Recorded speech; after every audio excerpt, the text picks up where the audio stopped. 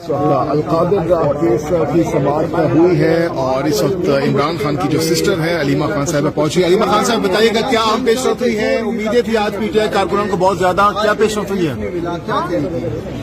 دیکھیے members of parliament جو ہیں انہوں نے آپ کی سپورٹ کیا اور اس پہ نیشنل اسمبلی کے بھی تھے، پروونشل اسمبلی کے بھی تھے، اور اس کے لیے ہم بہت شکر گزار ہیں، ہماری فیملی بڑی شکر گزار ہے.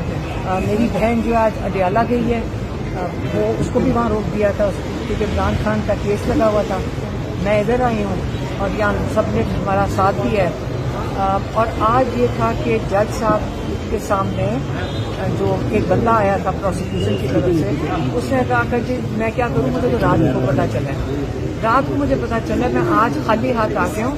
ابھی ہم نے پروسیکیوٹر اپوائنٹ کرنا ہے، تو میں نے اپنے لائر سلمان صدر سے پوچھا کہ آپ مجھے بتائیں کہ جج صاحب کو کیا کرنا چاہیے تھا، ہم یہی سمجھ سکتے ہیں، ہمیں ان چیزوں کا اتنا نہیں پتا.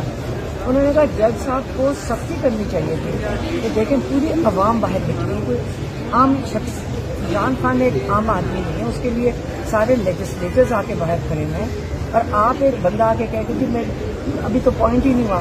تو جج صاحب کو کہنا چاہیے تھا کہ آپ جائیں پروسیکیوٹر جنرل کو بلا کرنا ہے، کیونکہ وہی پہلے اس کے لائر تھے، اور آپ 2 گھنٹے کے اندر ان کو یہاں پیش کریں.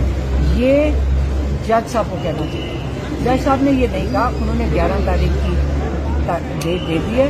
11 کو اگر یہ ری پروسیکیوٹر آ کے کہتے ہیں کہ رات کو مجھے پتا چلا ہے اور مجھے 5 والیوم بیٹھ کے پڑھنے ہیں، تو پھر وہ تاریخ چلی جائے گی 18 کو.